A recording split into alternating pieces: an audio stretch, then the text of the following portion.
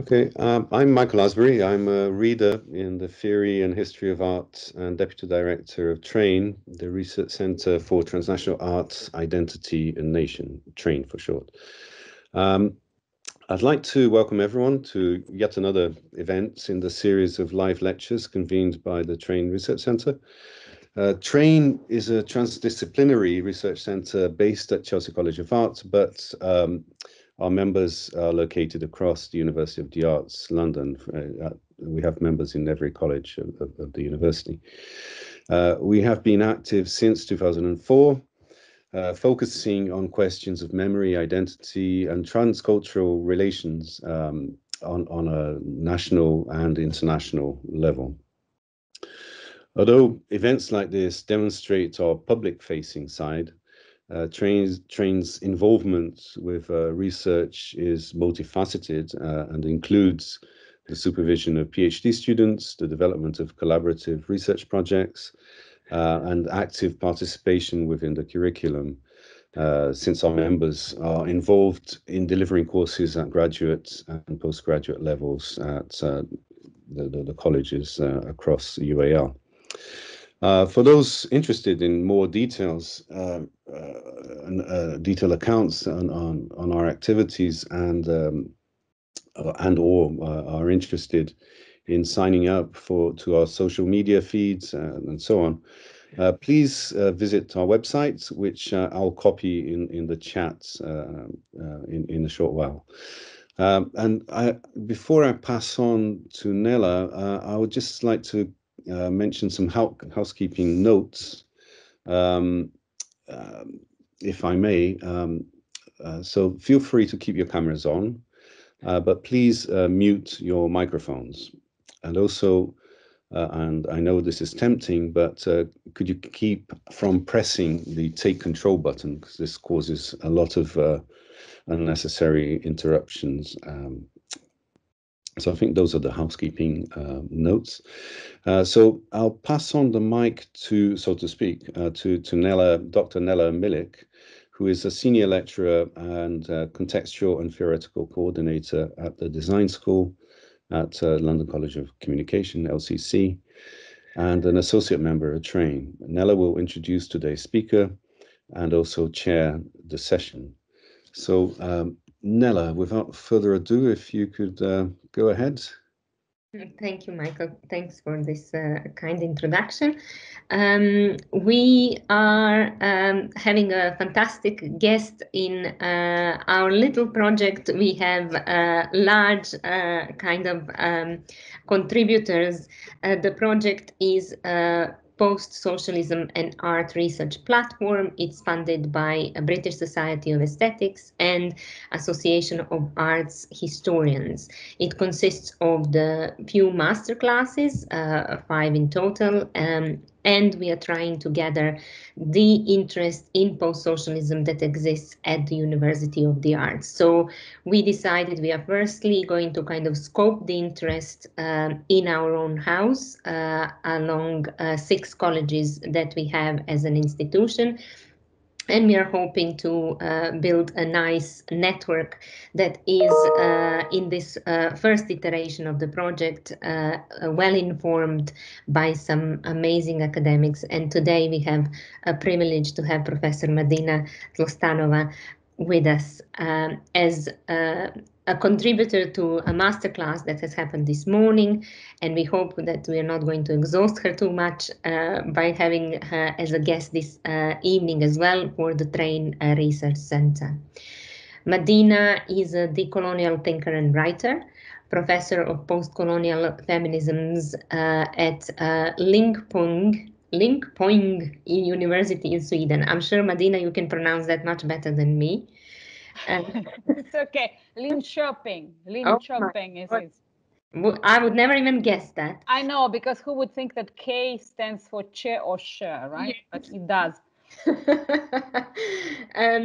She authored over 180 articles and book chapters, 11 monographs, and 3 novels translated into many languages.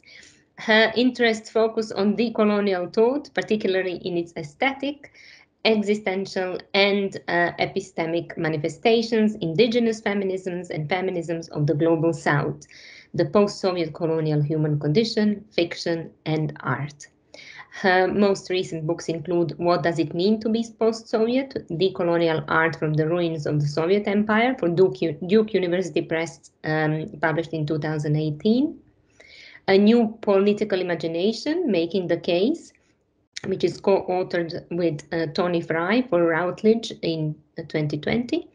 And a forthcoming collection, Postcolonial and Post-Socialist Dialogues, Intersections, Opacities, co-edited with Redi Kubak and Suruchi Tabiakev, again for Routledge in 2021. All of these massive discourses that Madina is involved in, I assume, are going to be present in the lecture that she is going to give to us today. So Madina, thank you for being here again, and the floor is yours.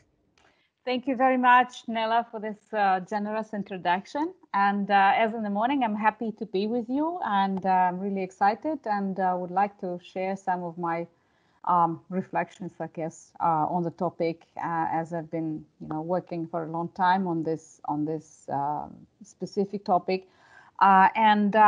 Let's start maybe with sharing the screen, because that will facilitate lots of things. Let's see if it happens this time.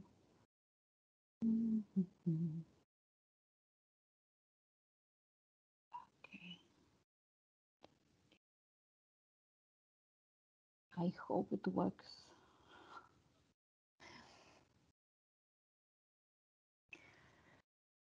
So while it's loading, I will start talking.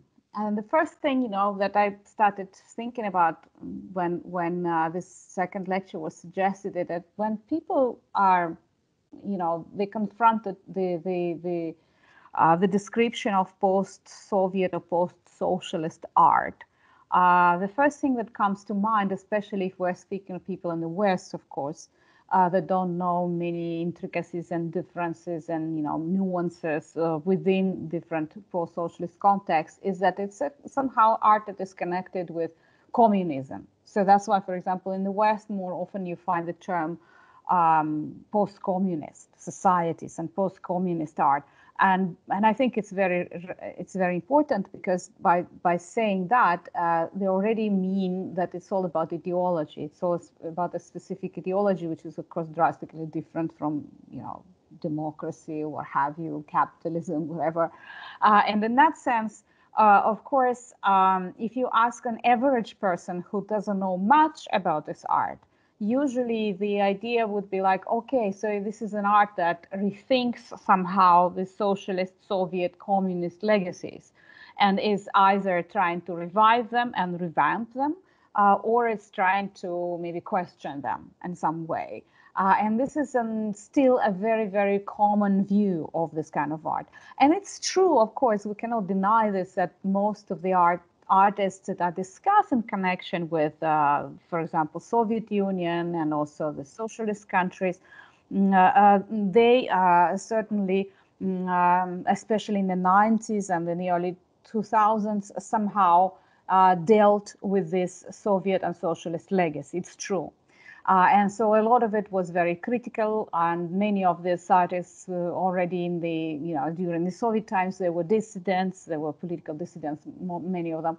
I should say from the start that this is not the kind of the art that I'm interested in. Take control, okay, I take control. But it's still loading. The presentation for some reason is not immediately showing, but it loads itself. So while it's loading, I don't know why it's the problem here, but I will just continue talking. So there are, of course, many artists who are kind of significant and signifying also this kind of post-communist and post-socialist art. And I'm sure that even those of you who are not that familiar with it, they know some of these names, and they maybe know some of the images. For instance, if we take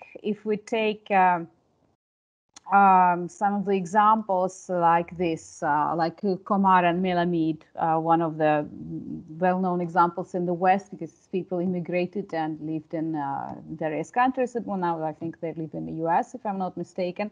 Or, for example, this is the so-called sots art, right? So they are taking elements of socialist realism art that was considered to be normative in the Soviet Union, and they make fun of it. They destroy it from within. They use some of its methods and they caricature them, as you can see in this image of the two young pioneers. And these are, by the way, these are portraits, self-portraits of the artists. And then on the right, you see a no less famous work by Ewelina Milic Tabiakev, which belong to the so-called Moscow conceptualism.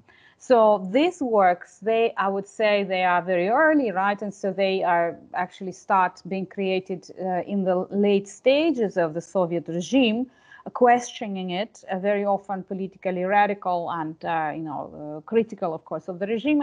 And at the same time, they are already part of this mainstream postmodernist, conceptualist kind of art that is happening everywhere, not only in Russia, of course, not Soviet Union, but mainly in the West, because there is already this connection and dialogue with the global art and with the shifts that are happening. So this is not the kind of art that I mean and that I study, because I'm, first of all, a decolonial thinker, so I'm interested in specific decolonial elements, let's say, in the post-Soviet art, more than its ideological issues like you see here.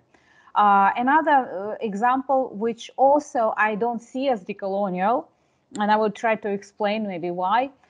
These are newer things. So these are the things that are happening now, because Dubasarsky and Vinogradov are they are doing their works now, and they're very well known, and they have several exhibitions, I think, not only in Russia, but also elsewhere. And as you can see here, again, they use some of the ready-made pop art style images of the Soviet times that you find in Soviet, visual culture, and they take them to the extremes, or they make them obscene, like in this case, or they do different things with them. And for example, they take these kind of very ideological images of Soviet people, especially women, and they make them over-sexualized, and they work with that. And on the other side, you see Igor Rogalov, who's a very young artist, and I actually used this particular picture in one of my books, the one that is published by Duke University Press in Decoloniality series, because for me this is a very rich image. On the one hand, it's a real place. I mean, it's not like made up by the artist. It's a real place in Ukraine. And of course, as you can imagine, the space is specific and peculiar, because when it was first built, it was precisely symbolizing the wonderful communist future or socialist future that was awaiting the people. So this figure on top, this sculpture on top, that is looking at the river, and it's all kind of pointing in the direction of this wonderful future that is going to happen. And then you see, if you look careful, you see that the building is almost abandoned. It's in very bad condition. And of course, that also refers to the idea of the future. And this is one of the central ideas in my book on this decolonial elements and decolonial motives and decolonial moves, maybe in some of the post-Soviet and post-socialist arts and writings and fiction also. So this idea of the negation of the future, this futureless ontology, as I refer to it, and this is something that is not actually only post-Soviet, because in our book with Tony Fry that we published several months ago, we also reflect on that in a more global scale. On a more global scale, we speak about the global crisis, and one of its elements is this lacking future, the fact that politics doesn't deal with future anymore, and not only in Russia, but also in many other places of the world. And collectively, as a humankind, we face this problem of being afraid of time, of temporality. So it's a chronophobic human condition that we address. And of course, it has some obvious elements like you know, the climate change that nobody wants to really you know, engage with. But it also can sometimes have a very fast crisis like the COVID crisis. Because I mean, they are very similar, the COVID crisis and the climate change crisis, let's say the Anthropocene crisis, but one of them is very slow, and so it's difficult to notice how it happens. Yes, while COVID is fast, but I mean, essentially they are very similar. So for me, that was a very important image by Yegor Ogalov, who visited, actually, it's a very interesting, a young artist who visited all these spaces in former socialist Soviet republics and took pictures of some monuments or places or people that for him could be connected, you know, could symbolize, I guess, in some sense, this post-Sovietness, post-Soviet condition, human condition, but not only human, actually, because it deals also with ecological issues and with nature, so to say, although I don't like this word because it's reeks of modernity so much. Then, of course, there come more complicated cases, like, for example, the case of my good friend, Estonian artist Liina Siib. And actually, this book published by Duke University Press has a long interview with her. It's not an interview, it's more like our conversation that is put in that book. And I was always attracted by her work because she is one of the authors who actually reflects on the post-socialist human condition and also women condition, because it's a very clearly a feminist artist in interesting, complex, and I would say equivocal ways, because I mean, it's not always clear what she thinks and what does she want to say, you know, by that, or this or that work. For example, she has a wonderful, I mean, I think it's still ongoing, a series which is called A Woman Takes Little Space. I really love it. And it's a series of endless photographs of different women that she takes, including herself as an artist in her very small studio in Tallinn. And all of these places, they show that women indeed take very little physical space, and they often work in very bad conditions, you know, they're like cold or they're not comfortable. And the whole thing actually originated from a very strange story and kind of a, you know, disturbing story, because in one of the discussions many years ago, not many, but maybe 10 years ago in the Estonian parliament, it was said that, okay, Estonia is now, you know, one of the European countries. It doesn't want to call itself Eastern Europe anymore. It's more Scandinavian country, but still we have one of the largest gaps between salaries between men and women. So the gender gap, right? And one of the members of the parliament, he stood up and said, yeah, but women need less money than men. And so she was furious with this reaction, and she did this wonderful series. And it's interesting geopolitically how it works, because in this series you see that many of the women who work in the worst conditions are, of course, the former colonizers, so to say. They are Russian women, the Russian minority, so to say, who lives in Estonia. And today, of course, is in the spotlight of many, you know, conflicting interpretations by the Russian side, by the Estonian side, by the Western side. And for her, it's interesting to also reflect on their condition, how it was changing, and how today this Russian minority feels itself in the situation of being thrown out of history, thrown out of modernity, thrown out of course, of this being European and belonging to European entity. And the work that she did much earlier, I really like it also, because it's more complicated than the usual black and white things, you know, when you have, for example, anti-colonial nationalism and the colonizers. It's not that easy and simple for her. And so what she works with, she shows that, of course, the Soviet colonizers, the Soviet Union, was, you know, the kind of the bad force that took independence away from Estonia. Yeah, that is clear. But then she's also questioning the current nationalist tendencies and exclusionary tendencies. And she questions all of these narratives that were coming one after another, and all of them are, of course, very constructed. And you can see all of that in her work, which I think is very powerful. It's called Compromise Excluded, yeah, in English translation. And of course, we're not going to watch all of it, but I would like you to see the very ending of this, maybe a very short glimpse.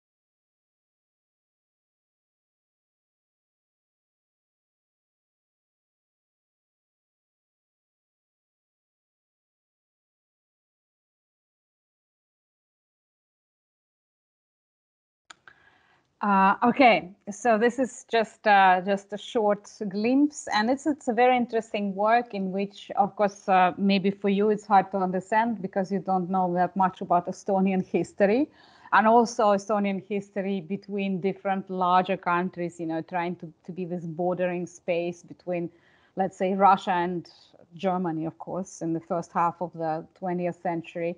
And then, you know, struggling to get rid of the Soviet Union, and all of these soldiers marching. Of course, I mean, there are many connotations here, from the Soviet troops leaving Estonia to Estonian troops, because these are actually Estonian soldiers marching. And the music that she uses, and these faces, these people who were repeating "I'm dead," are actually Russians, the Russian minority people who repeat the phrase.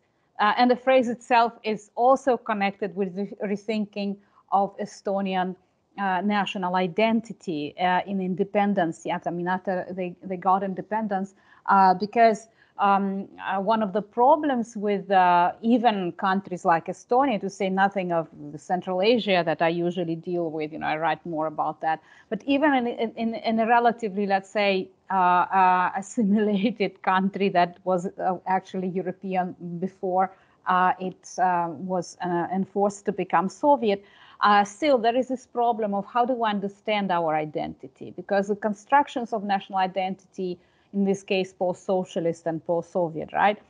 They tend to be archaic. They tend to be very much like, coming from a museum. And that's why this is one of the issues that is also being discussed actively today, like how do we make this national identity more contemporary? How do we connect it with what people feel today? And that's why, of course, she also played on this deadness of national traditions and these people who also feel that they fall out of the new version of modernity that is imposed on them. So this is one example, and I just wanted to show you a glimpse of it because I think it's interesting in how it actually, combines all of these different nuances and different ideas and different reflections that don't actually have one answer, let's say.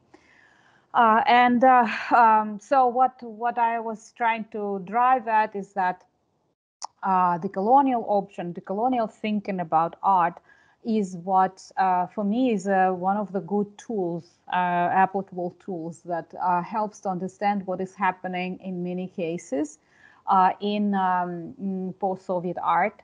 And I'm speaking here mostly about the various versions of ethnic cultures, non-Russian cultures, right? Cultures that were colonized, and especially clear cases you find, of course, in non-European colonies. Not in Estonia. Estonia is actually not a very typical case because it's still part of Europe, even if secondary. But in cases that I usually deal with, like the Caucasus, many peoples who live on the Caucasus, many ethnicities, ethnic groups. The Caucasus is still divided because the southern part of Caucasus has become independent. Countries like Georgia, Armenia, Azerbaijan, and the northern part from which I come, originate, still stays under the Russian rule. And that's why, of course, in that case, we can't even speak of post-colonial tendencies because they are still colonial for what we know, right? This is another difference, another nuance that we have to take into account. And of course, the Central Asian art. Central Asian art is another immensely interesting and diverse example. And if we take different countries, the so-called stans, as they are called condescendingly in English sometimes. So if we take all the stans like Uzbekistan, Kazakhstan, Tajikistan, Kyrgyzstan, and all that, we find very different trajectories. Actually, each of these republics has its own trajectory of art. I'm speaking here about contemporary art and also critical art and political art, artivism, and decolonial art. In some cases, for example, the Marxist tendencies, the Marxist aesthetics are stronger. And sometimes it's connected with just, human fact and personal connections and friendships. Like in Kyrgyzstan, Bishkek, for instance, there is a center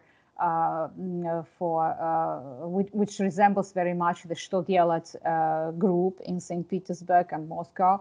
And so they basically do very, very similar things. In other cases, it's more difficult, like in Uzbekistan. There are very interesting original artists, but they are not, they're not groups. For many years, all of this art remained pretty much underground. Until very recently, they were not that visible, although they're really wonderful masters like Vyacheslav Akhunov, for instance, one of the older artists who was already very active in Soviet years again and was a dissident in Soviet years and now is again a dissident. I remember when I first was interviewing him, we were having some kind of round table in Moscow. We couldn't even invite him because he was not allowed to travel outside of Uzbekistan. He was not given an exit visa because they still have exit visas in Soviet Union. And so it was a paradox because his works were demonstrated not only in Moscow, but also in Italy, in Amsterdam and other places, but he was not allowed to go there to his own personal shows. And so the first time we met like that, and he also takes one of the central places in my book. We have a long interview with him and we discuss his attitude to this Soviet ideology because his works are very, very much connected with that. Let me see if I can show you this. Yeah, okay. I just wanted to show you some of his works. Yes, and a lot of his works are actually connected with some, Soviet ideological cliches, let's say, and they are either making fun of them or he's trying to see the connections with today, with the contemporary Uzbekistan and the the kind of regime that was there for many years, because that was one of the regimes in which the president stayed in power for, I think, three decades or something, until recently died, really just a couple of years ago. So this live quietly, this is what it means, живи тихо, live quietly, is of course not only about the Soviet times when everybody's tried to do that, but it's also reverberates with what is happening today. And of course, this canonical counter-discourse, which is a very classical case, I think, of post-colonial canonical counter-discourse that he also did, Vyacheslav Akhunov, it's also clearly a very political, straightforward sort of art that shows that nothing really changes in Uzbekistan, because this is a paraphrase of a famous Russian Orientalist painting from the 19th century, Vereshchagin. And in Vereshchagin's case, it was just an anthropological sort of art. It was called the Doors of the Tamerlan. And here, instead of the one of the gods, he puts a modern day policeman, Uzbek policeman, to show that, again, that nothing changed. All of this kind of regimes, they were the same in the 15th century and now. But Vyacheslav Akhunov is very diverse. He does different kinds of works. And although I must admit, I do not connect effectively or say emotionally with his works that deal too much or are too focused on Soviet and socialist and communist symbols. I'm not interested in that much, but I am interested in when he talks and reflects on his being this new other, being a new exoticized artist from this exotic unknown place like Central Asia, who knows where it is, right? And so when he's invited to this international biennials and sort of exhibitions, and what is his role there? He's very aware of this, and he uses sometimes and even I would say exploits, ironically, like tongue-in-cheek, this positionality of an artist who used to come from Soviet Union but not any longer, now is actually standing closer to the third world, let's say, right, to the global south. But at the same time, he cannot belong there either. And that creates a specific, negotiating stance and a specific void of being nowhere. And I like this work, which was a performance actually made in London several years ago, as you can maybe guess. So it was called The Cleaner. And in this performance, he had a toothbrush, and he was cleaning with a toothbrush the famous places, like historical places in London. It was a Trafalgar Square, and then the Tate Museum, I think, and other places like that. So this is one of such examples where I would say the communist and socialist clashes with the colonial, new colonial condition. And at the same time, I wouldn't say that it's a decolonial stance, no, at least not consciously in his case, although, of course, there are a lot of elements in what Akhunov does that reverberate with decolonial artists elsewhere. Another interesting example is a sculptor, Yerebasin Meldibekov, who's also from Central Asia, from Kazakhstan.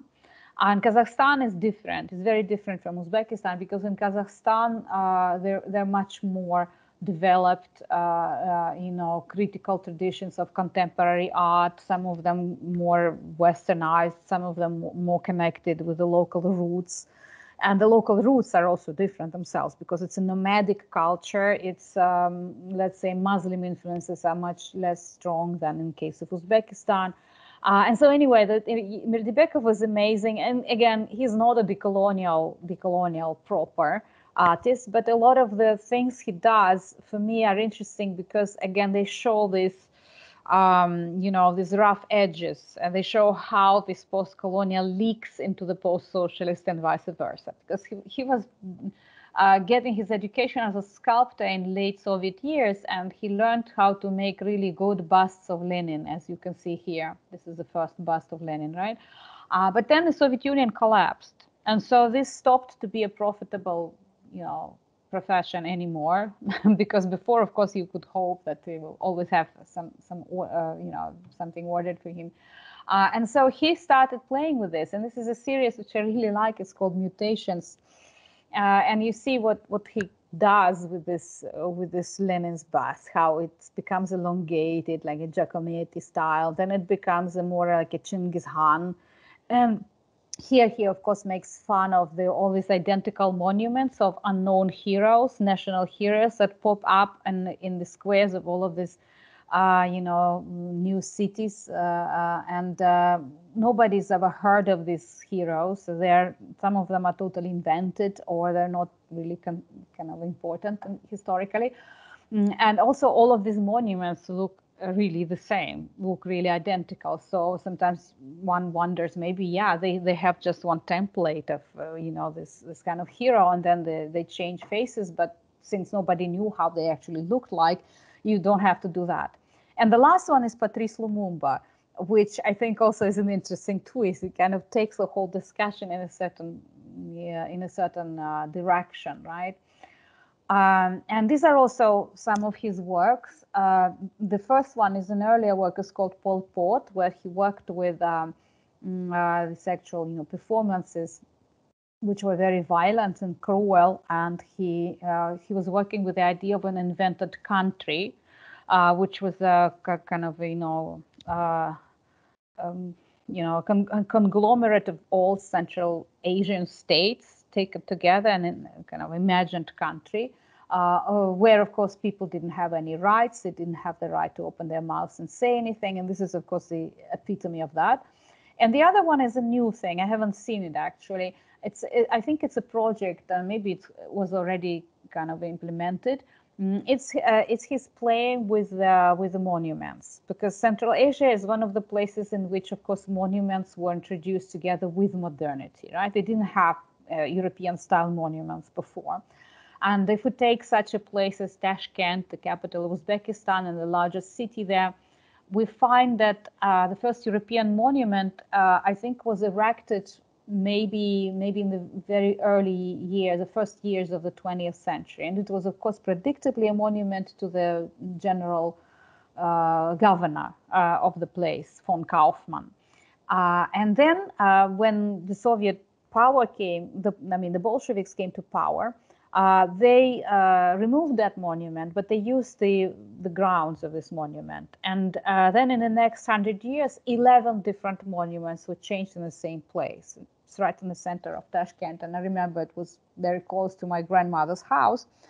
And so when in my childhood, they had a monument to Karl Marx, which was a very unconventional one, very kind of expressionist monument, I would say.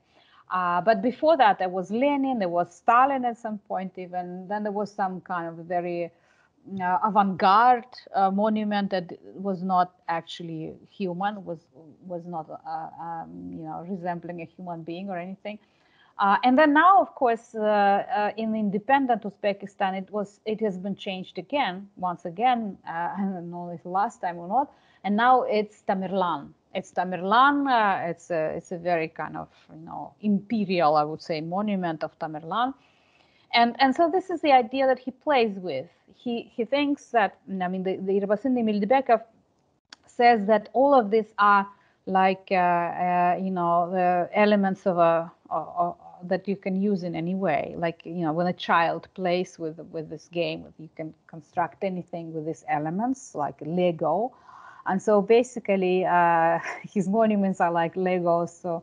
So he suggests even in some of the exhibitions that the audience can come and construct any monument out of these elements. And then also comes the specific memory and politics of memory, of course, to kind of attract the attention to their artificial nature. Well, maybe another Kazakhstan artist that is worth mentioning is Isaita Tabiakev. This is one of his famous works that was shown in Venice Biennale, I think, and in other places. He's also similar, but he works more with religious elements, with Sufism, for instance. And this, of course, is a kind of a complex reflection on what does it mean to be Kazakhstan today, what is included into Kazakhstan identity, how souvenir it is it fake, is it real, does it connect with contemporary people at all? And so this boy, he has all the elements of Kazakh culture. This specific hat on him is a traditional felt hat that Kazakh people wear. And then he's, so to say, written into this round thing, yes, which is called shanirak. And this is a structure that is used to put a yurt in the middle of the steppe. And since it's nomadic people, it's a very sacred and important element of the national culture. But of course, for you who are trained in art historian, and also coming from the European culture, this also resembles Leonardo da Vinci and his Vitruvian Man, right? So that is also an important element. So these artists that I'm talking about, they are not, somebody that only knows their own culture and want to revamp and revive their own national traditions. No, they're also aware of many other traditions, the Western tradition, the Russian tradition, the Soviet tradition, and they keep it all in mind. And that's why sometimes it's very hard to interpret their works, because they are playing on different levels at the same time, and they mean different things for different readers and for different audiences, of course. And this was another series of his that I really like, in which he was connecting some material elements of European presence, especially UN and UN forces, the troops, that of course was connected with the fact that they were, the Western forces, including the military bases, were penetrating Central Asia very actively in the 1990s. And at the same time, he has these strange characters that are dressed in traditional dresses and sometimes are doing some traditional, arts and crafts. And in this case, you see women who are pushing and pulling this UN car. And it's ironically called a road to Rome, which I really like. So this is some Kazakhian artists, and then we have Magomed Dibirov, which is a completely different case, and you see it's also different style. It's more like traditional painting, and Dibirov comes from Dagestan, and Dagestan is in the Caucasus, and it's not only that. It's also one of the most Muslim places, and it's one of the most diverse places, because in Dagestan, every new village has its own language. So they don't share the one language. I can understand, but it's not the same. So it has maybe 200 or more languages there. And cultures also, they're also different. And at the same time, it's one of the places there that became Muslim very early on, together with Chechnya. In contrast, for example, with my indigenous culture that is not so Muslim and is still very much pagan, I would say, and has a traditional religion. This is his kind of, trying to think of what it means to be Muslim and what it takes for the Muslim person to be accepted to this wonderful future, again, to this modernity. And this is his reflection on Dagestan. Because it's called, ironically, again, a member of the Federation, Russian Federation in this case, like, so these identical bricks, and then the Dagestan, which is not a brick. As you can see, the texture is very telling, but it's also very diverse. Like it consists of so many different things that nobody really is aware of in the center of this federation. Many of the works that I'm talking about, they deal with rethinking of national identities, as you can see, rethinking these national identities in the global world and also in these post-imperial places or neo-imperial places in the case of Russia, right? So it's trying to, let's say, sometimes carve a space for themselves within this more and more homogenized culture that requires you to assimilate, to be part of it. And also trying to enter the global art markets, for instance, and generally the global cultural space, and reflecting on which capacity do you do that. This is an interesting example. Zarikto Darjiev, it's an artist coming from Buryatia, which is in the far east, northeast, right? Actually, close to Mongolia, and so he's how he again rethinks in this canonical counter discourse and post-colonial counter discourse the classical examples of Western art. This is called Gioconda Hatun. So it's a Buryatian beauty, so to say, that kind of is in dialogue with Leonardo da Vinci. And one of the central things that many of these artists work with is questioning temporality, because the end of socialism also meant the end of temporality that was connected with socialism. This, looking into the future, being very progressivist, believing that, okay, we don't have good conditions, but our children will live under socialism. So this is over. And instead of that, they are offered to compete in a neoliberal globalized space, which of course they cannot do because they're from the start put in very, very inferior positions, and they are aware of that. As recently I was talking with one artist who is not ethnic, let's say, right? He's just a Russian artist, very talented, young, and he said, I cannot sell myself properly in the global market. I have to be exotic to be interesting, and I'm not exotic enough. If I were Buryatian, if I were black, if I was something, I would have been more interesting. And of course, it's very questionable, right? But at the same time, I can understand what he means, because all of this otherness should be packaged in a certain way to be sold, as any multiculturalism. And it's interesting that for many of these post-Soviet artists, it's not new, because this is what happened in Soviet Union. The same, Soviet Union had its own type of theatrical multiculturalism, which was sold to the world and also inside the country as something very positive, like a country of affirmative action, right? And they knew already then how to do it, many artists. They learned how to do it. They learned how to pretend to be these kind of singers, let's say, of their own land. And anything that was not kind of coinciding with this trope was not understood. And it's the same with literature. It's the same with artists. It's the same with contemporary art today.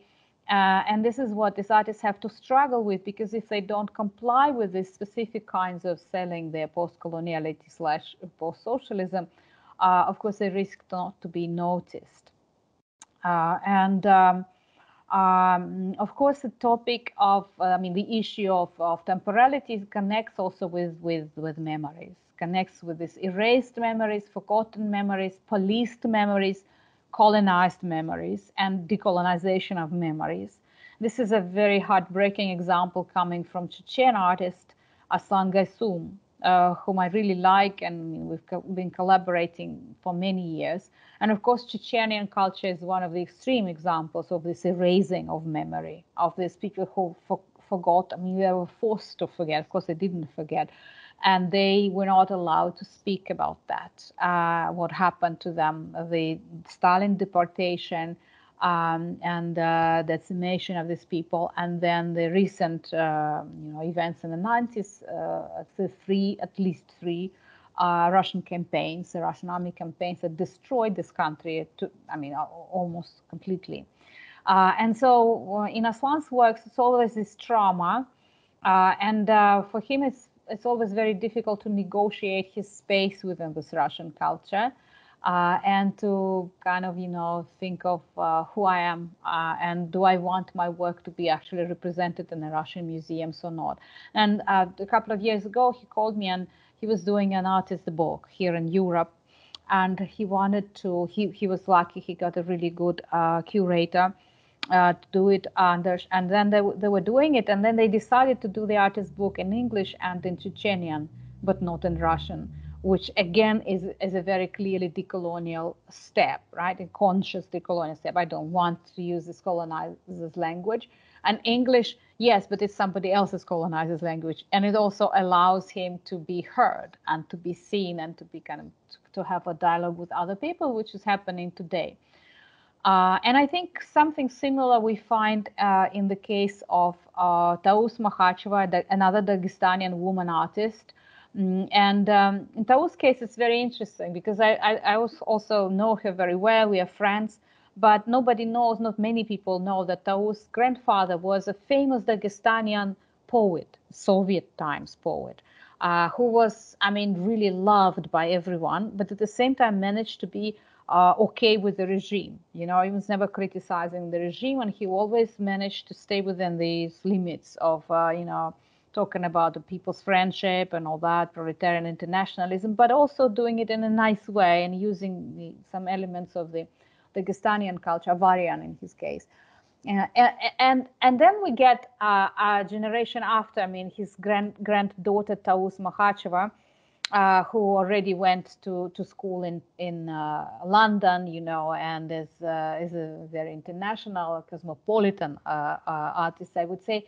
But at the same time, I think there are certain things that she wants to revisit, the ones that her grandfather was doing, not in order to exploit his persona, so to say, but in order to maybe talk about the things that he could not talk about because it was dangerous in the Soviet times. So in her case, it's a very dynamic and open you know, reflection on what it means, for example, for her to be Dagestanian and at the same time to be Russian and to live between Russia and various, I don't know, places in Europe because she constantly travels, not only Europe, but also all over the world.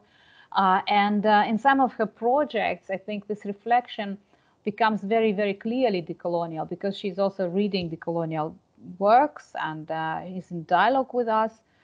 For example, she has a work which is called Delinking, and it's a term by Walter Mignolo. And I think she read it in one of my articles, and then we started discussing it. And so she made this really, really amazing project that presents this idea in a very palpable, material way, you know, through her body working with body art.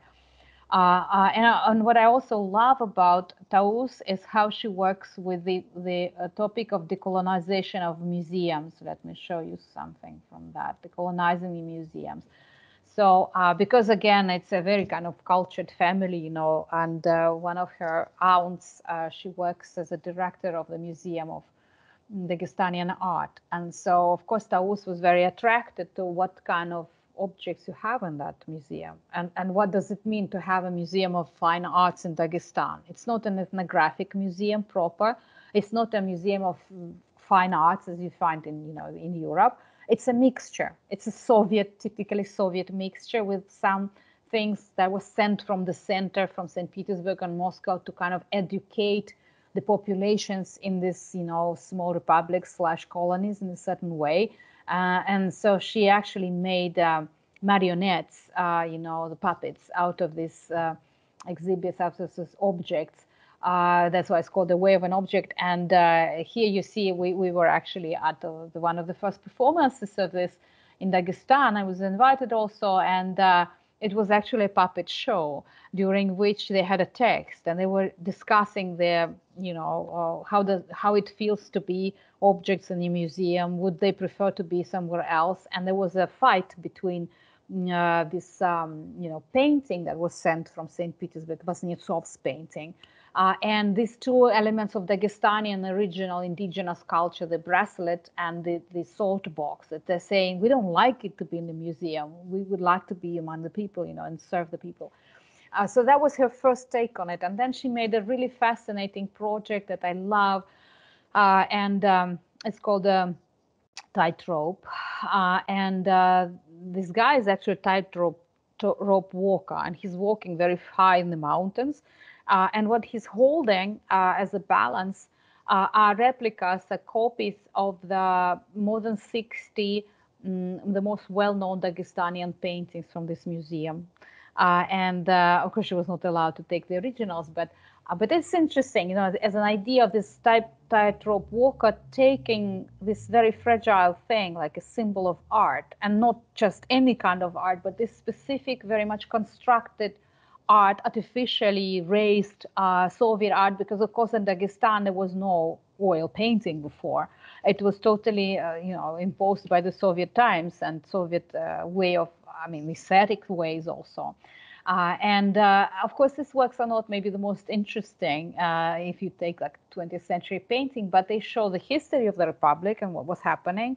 They somehow reflect and are in dialogue with what was happening in Moscow and in St. Petersburg and the centers and what kind of art groups were there. But also, interestingly enough, in larger scale, you find all of a sudden the works like Pirbudagov's, I think, work, which looks totally like, abstract expressionism. And then you start looking at it and you see, no, it's not just that. It's also, it has elements from Dagestanian traditional ornaments. And, the elements that I use instead of alphabetic writing, for instance, some symbols that are very ancient, actually. So it's not just non-figurative painting, it's not abstract painting, but at the same time, in some way it is. And so she's interested in this kind of art. And when I was talking with her, she explained to me, she said, Medina, that was for me some way of taking Dagestanian art that nobody's ever heard in the West to the Western Museum. Because of course this work was immediately bought by one of the European museums, is now in one of the permanent collections. And so it is also a very kind of a trickster behavior on the part of Taus, because she's smuggling, so to say, Dagestanian art that would not be interesting for a European museum otherwise, in this way, through this video art and through this, videotaped performance, let's say. Okay, so I see that it's already 8 o'clock, right? So perhaps we should stop at this and proceed with questions. What do you think? Yes, it's okay. It's 7 in the UK, so we still have time. We have about half an hour question, if that is okay with you. Sure. This has been as rich as this morning was, so I am so grateful to you for giving us such an amazing talk with plethora of references. I think we are going to wrap our head around this for a few months, at least exploring the writers and artists that you mentioned in your presentation. So I'm going to open the floor for questions, especially if there are burning ones. Audience is invited to shoot straight away. As I said, we have half an hour. And if you want a bit of courage to either type, or you can switch on your camera or speak on the microphone if you like, I'm gonna start with the first one. So we have, hold on a second, somebody, Michael Ashbury. Okay, so Michael. Well, thanks very much for your talk. Super interesting to see so much kind of diverse works and within different contexts. I want to pick up on one of the last artists you mentioned, Tao, I think she was called, no? And you spoke about the kind of trickster kind of attitude. And I'm kind of wondering whether there isn't a kind of you talk about how their work is decolonizing or decolonial in relation to a kind of a post-Soviet condition or situation. But I'm wondering whether in kind of relating to the Western, particularly the Western Museum, even if through this kind of trickster-like strategies, there isn't, in fact, a kind of a neo-colonialism that is established, in that they kind of relate to the kind of hegemonic kind of discourse of art, the kind of the canon, so to say, and in that sense, by being appropriated or not appropriated, but integrated within the kind of the Western hegemonic kind of museological kind of context, they kind of become disconnected in a way to the local genealogies and the kind of they don't belong so much to the local kind of cultural traditions, etc. If there is, and the trickster is an interesting kind of metaphor, because it kind of reminds me in a way, this kind of camouflage strategy. It reminds me of the kind of colonial situation of the kind of Afro-Brazilian or etc. religions in relation to the Catholic Church and the kind of syncretic kind of strategies. So I wonder if you could talk about a little bit about this kind of getting rid of one colonial kind of condition and falling into another, and how artists kind of negotiate this kind of contradiction. Thank you. Well, first of all, in the case of Taus Makhacheva, I don't think that she's interested in getting rid of Soviet colonialism, because as I said, that's why I mentioned her family, because her family was not suffering from Soviet colonialism. They're very privileged in Soviet colonialism because of this position of her grandfather, as I said, and all that. So for her, actually, that's why I call her more decolonial, because decolonial is not interested in Soviet or socialist. It is interested in modernity at large, you know, with its darker colonial side. And this is what she grasped. And that's why when she did this delinking work, you know, she did it on herself. So like Marina Abramovic, she was doing it on her own face.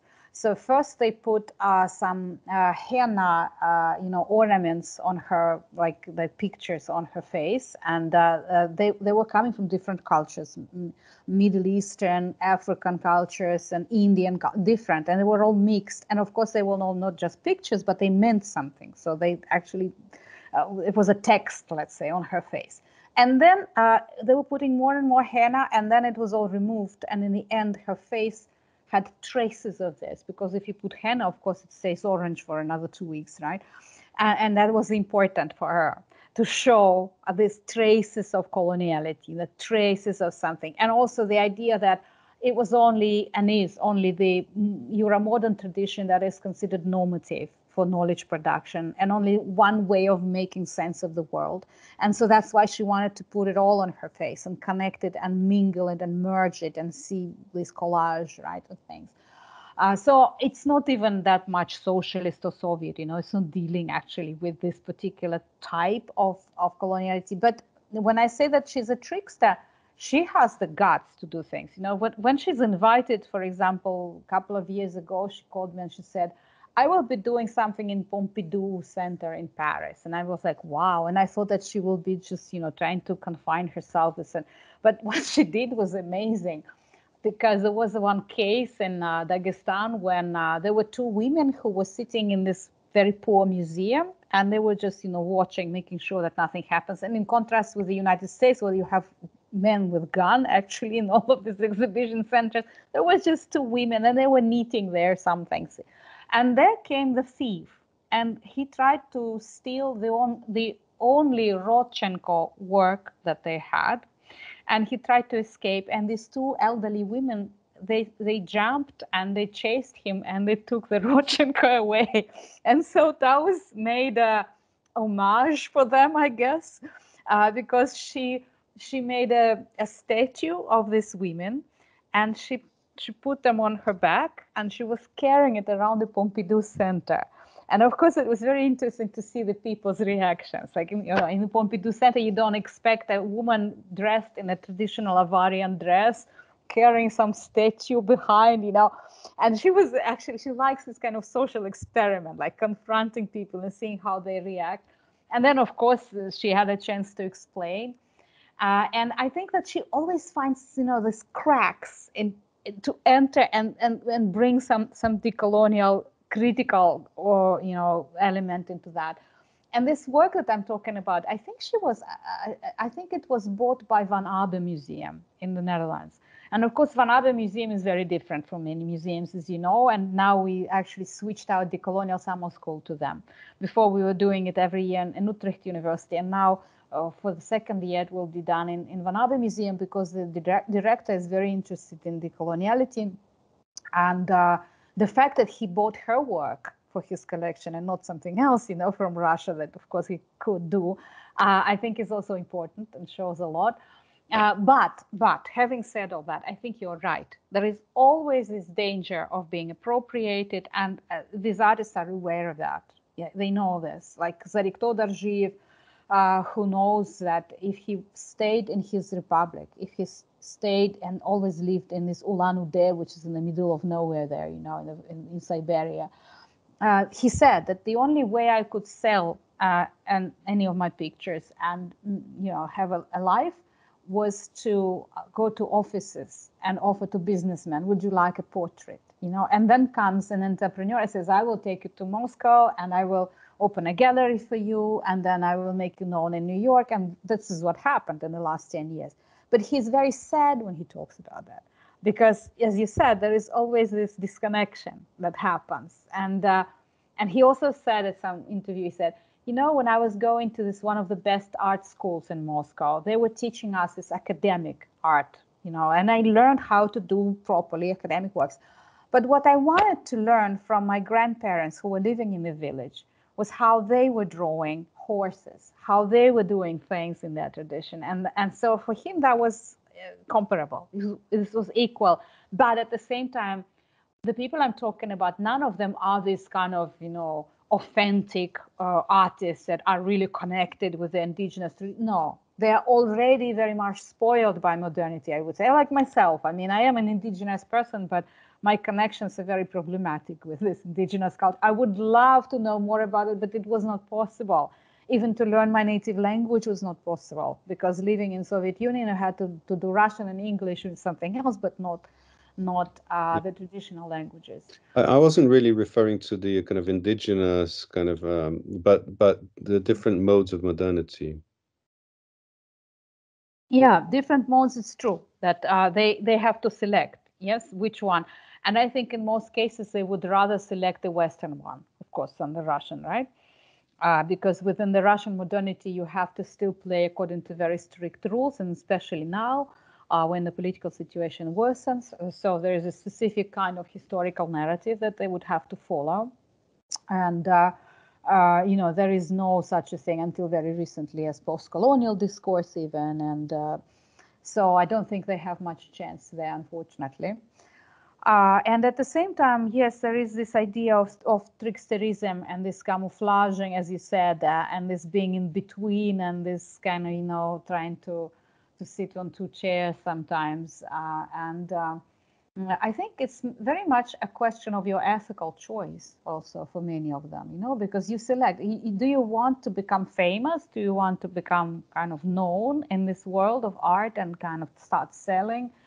Or you find that it's not acceptable for you. Like Aslan Gaysum once told me, like, I don't want my work to be in Hermitage, although they offered me, because it's a work about the war that this country, I mean, they destroyed my country. And why should it be in their main museum? So there's always this tension, you know. And I think that maybe for this reason, for him, it's okay if it's in Van Abbe Museum, but it's not okay if it's in Hermitage. So there is this colonial wound there, obviously, at work.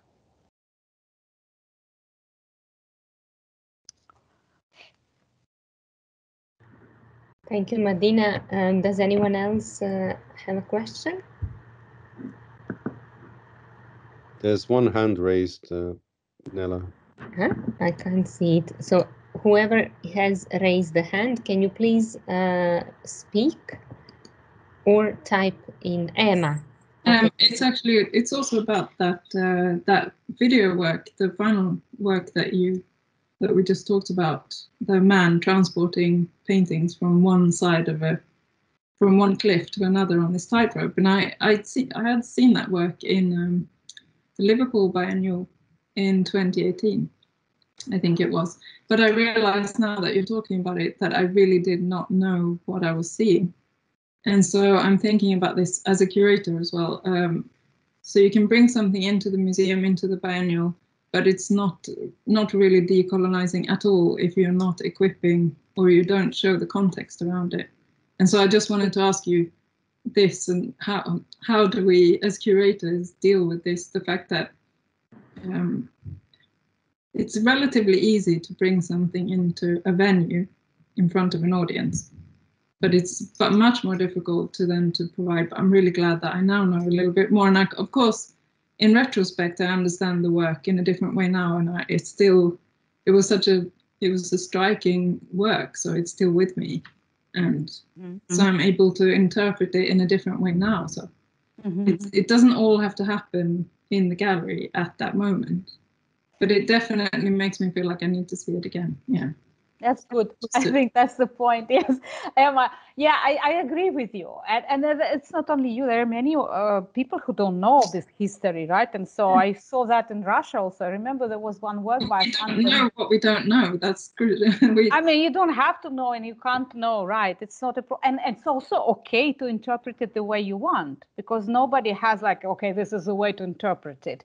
But of course, it sometimes maybe helps if you know additional things, you know, like I'm talking about. I actually know, I can tell you why, because Taus wanted to publish a book in Italy. It's like a small book about this performance, and there are 4 or 5 essays there.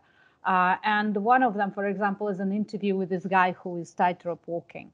And so he talks about his family, and he says that, okay, our family for 5 generations was tightrope walking, and then the Soviet modernity ended, and I couldn't make money on that. And so I'm now having this office boring clerk work, you know, and all of a sudden, yeah. And then you come and you invite me. So he was excited because he could go back to his roots, you know, and being proud of his family and what they were doing in 19th century and 18th century. So that was one thing, the human factor, that it was not just an actor who was hired, but it was a guy who grew up in these mountains. It was a famous clan of people who were doing this thing. And then, of course, he also couldn't understand what's the point of taking pictures. She didn't explain this to him. But so it was his choice of what to select, what pictures to take. You know, he was looking at the faces.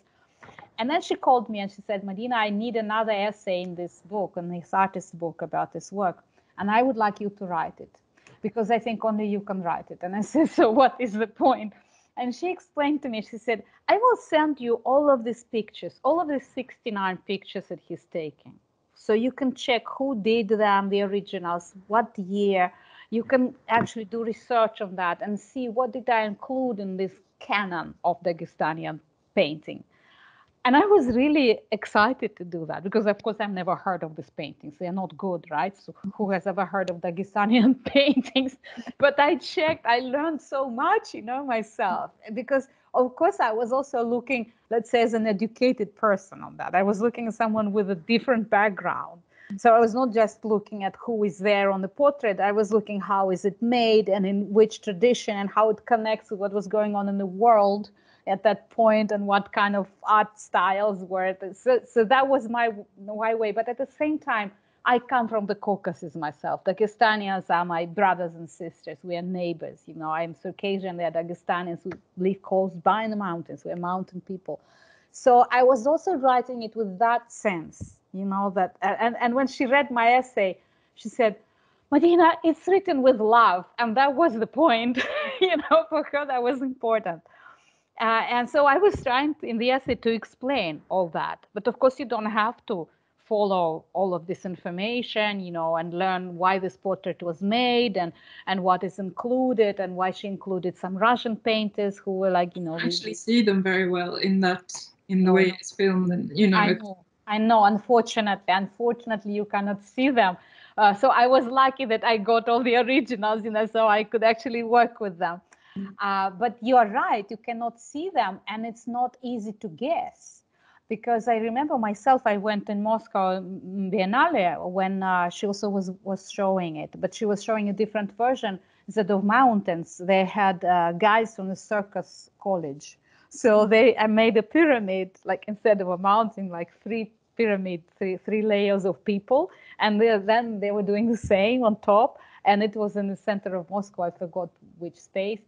And I was just, you know, I was listening to what the audience was thinking. Nobody understood anything about it, you know, because I already knew. So it's okay. It's okay for people not to understand, and I guess to connect it with something that resonates with them. To me, yeah, and I think the meeting is what's important as well. That's why Yes. I mean, we're having this conversation as well, and you learn so much about your culture or whatever culture you're in or where you come from by looking at another culture or just existing in another culture for a while, as you can do with artworks. Mm-hmm. And so I don't think that there is anything in particular that has to be communicated, but I certainly think, and for me, like the biennial format is so problematic because it's so often just about consuming a lot of artwork, just seeing a lot and thinking that you've seen it. But then you, of course, realize, well, afterwards, or even when you're there, like, I can't possibly.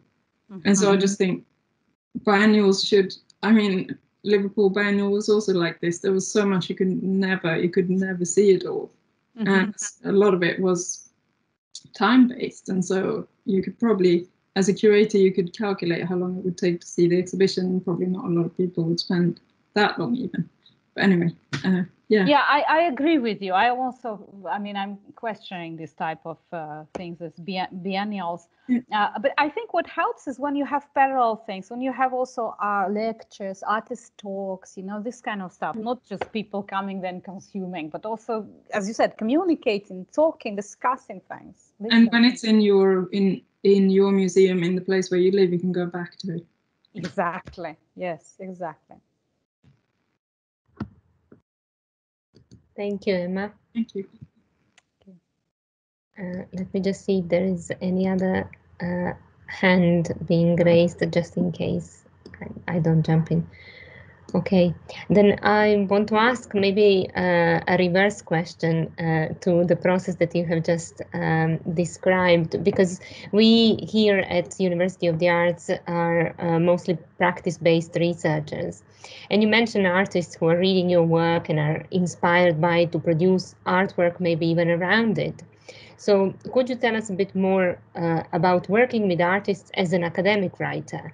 I do not assume that one goes in search of artists, although you might for some projects. But you seem to look for art, and from that journey, the relationships with artists develop, and then they influence your writing practice. Mm-hmm. So what is this kind of process of the inclusion of artwork? So do you keep images, notes of conversations? Do you actively interview them? So how they get woven into what it is that you write? Mm-hmm. Thank you. Thank you. It's a very good question also. I never thought about this method actually in that way. But sometimes I think that it's a serendipity. Sometimes I think that life just brings me to them, you know, and it just happens. Like I think I mentioned this morning that I was just watching, I was leafing through some magazine, like really, you know, Vogue or something like that. And all of a sudden there was an interview with 3 Kazakhstan women artists, and it was very posh. And, you know, the photographs of them were very, very stylized, you know, but then I found also their words, and their words attracted me. And that's how I learned about Saule Suleymanova. And I started, you know, following her, and I didn't know her personally. I just wrote a message out of the blue by email, you know, and I said, I would like to interview you. And it was like more than 10 years ago. And we started communicating. She answered my questions. And then I wrote a text for her. And then we met once, I think, in Moscow, when she was doing also her exhibition. And since then we've become friends, and I write many texts about her. And she got really interested in decoloniality, because first she didn't know, of course, but then she read what I wrote about her, and she got interested. And now she's one of the preeminent decolonial artists in Kazakhstan, and she's one of those who does it consciously. You know, she translates my stuff, and she's interested, and she invited a couple of times to have some discussions in this new Tselini center that I have in Almaty. And this is, and also her whole family is interested in decolonization, decoloniality, her daughters also, her husband. And I think, again, it somehow connects with where she comes from, because her parents were also very much involved in this Kazakhstani intelligentsia, you know, protesting against the Soviet regime, trying to save some elements of traditional music and traditional oral cultures. And this is where she comes from herself, you know. But at the same time, as a so this is how we work, and she sends me her new things, you know, then I see, and sometimes I write about it. And sometimes it's the other way around. I send some texts for her, and she actually asks me always to send new texts, and she reads. And with Taus also, Taus Mahacheva is very, very smart. She's interested in philosophy, you know, and in different kind of critical thinking. I think she heard about me in Moscow many years ago also, and she came to my lecture. I was giving a lecture at the Institute of Philosophy of the Russian Academy of Sciences, and we just met there. And since then we became friends. And I mean, she's of course much younger than me, but still, I mean, we are very friendly. And then she asked me several times to write texts for her exhibition catalogs.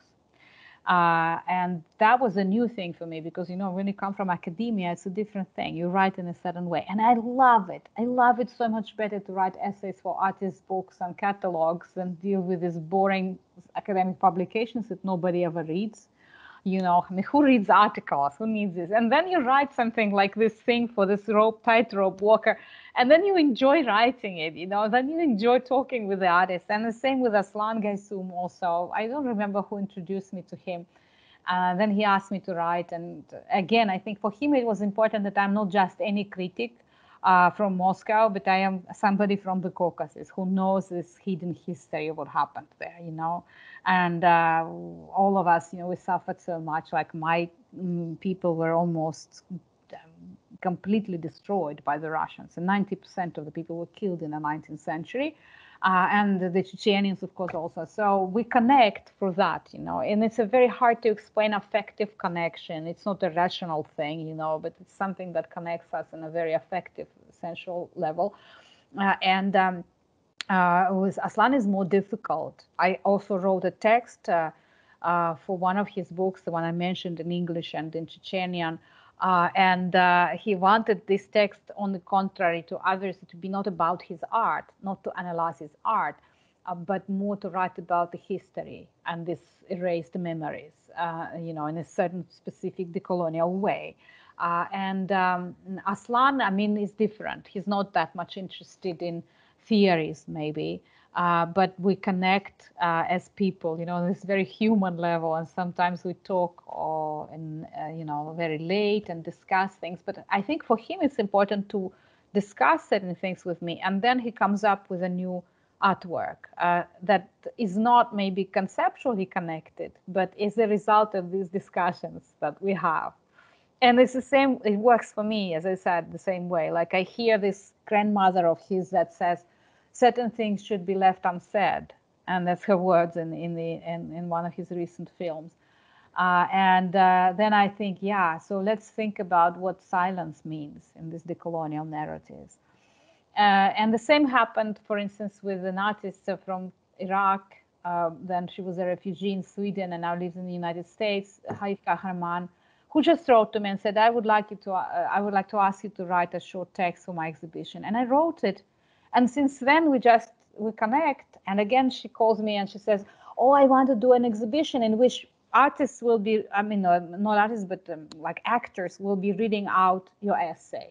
So she actually makes my essay part of this performance, which I really love, which makes me, I mean, it's my dream. I would like to do some artwork myself, maybe in collaboration with this artist, rather than just, you know, writing text, because that way you can come up with certain metaphors that can work. And it doesn't have to be an art, maybe it can be even something in between curating and art making. Like thinking of how you organize the exhibition, how you play with this museum space, how you question museum, because of course, since I write so much about that, I would like to also try to do it somehow, you know. But of course, that is the problem of us academics that are stuck in the academic bubble and don't have that much access to the art world. So this is my next project, if this epidemic ever ends. Yes, maybe our job is very similar to this act of cleaning that you have mentioned happening in one of the artworks. The metaphor around cleaning I found incredibly interesting. It's kind of a positioning process, probably emphasizing erasure, but also class that is embraced. I guess cleaning as a process in arts is embraced by East European artists quite a lot, because the last retrospective exhibition that I saw by Marina Abramovic in Belgrade was entitled "The Cleaner." Mm-hmm. So there is kind of a spectrum that could be written about this, and Chto Delat also as an ensemble often wears cleaning uniforms in the performances. So there's a lot to be said in relation to that, and I think maybe there is a connection to memory studies, field explosion in a way that happened because in modernity, as you say, silence is not allowed, otherwise you will be articulated by some Western academic. Right. So if you don't do it yourself, I think, my mind just stopped in relation to this idea that one has to narrativize themselves. I forgot who was the artist in charge, so maybe somebody from the audience can help me with this. So self-narrativization is a kind of process that artists engage with, especially Eastern European, Irvin, Slovenian group. Yes. That has been kind of interested in providing an alternative history with the same means, which is articulating this kind of the past or the connection to it. I enjoyed this immensely. I'm going to have a last call for somebody in the audience. If you have a burning question now, it's your time. Otherwise, I'm going to close. And I'm going to close by asking you, Madina, if you could provide us with the names of the artists that are not on the slides at some point, because they kind of slipped in the oral delivery. I was really trying to kind of get their names, but at any point, if you're able to do that, we would really appreciate it, because we can watch the recording. But when you pronounce the names, that doesn't mean necessarily that we are able to catch the spelling, so that would be really nice. You have a lot of thank you messages that I'm seeing coming in the chat. You have been such a trooper throughout the whole of the day, and thank you for providing us with a huge worldview and such a kind of masterclass that we hope to get. And yes, it's incredible, the angle with which you approached postcoloniality, decoloniality. I thank you from the bottom of my heart. Thank you so much, Nela, and thank you, everyone. It was my pleasure and my honor. Thanks.